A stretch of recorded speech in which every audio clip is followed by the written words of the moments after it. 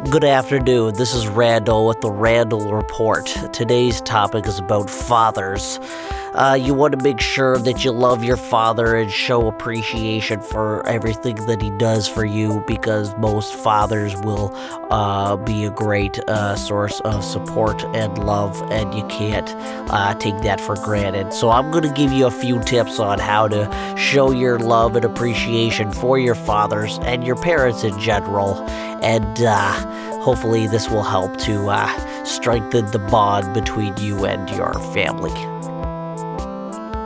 Tip number 1 is communicating with your father. You want to make sure you're in constant communication with your father, or else you don't know if he might be dead. Very important to make sure your father's not dead.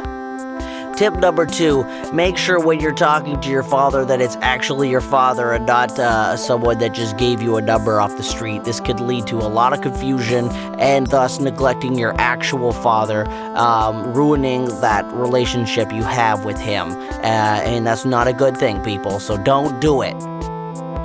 Tip number 3, when communicating with your father, talk to him about stuff that he wants to talk about. Don't start going off about chess or checkers or snakes and ladders. Lots of fathers don't like board games. They don't want to hear about them. So please keep the conversation to a topic that he can relate to as easily as you can.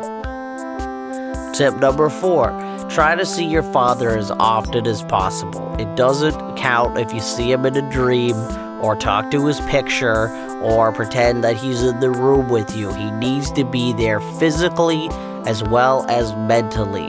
So please, see your father as often as possible. This means a lot to him, and it should mean a lot to you.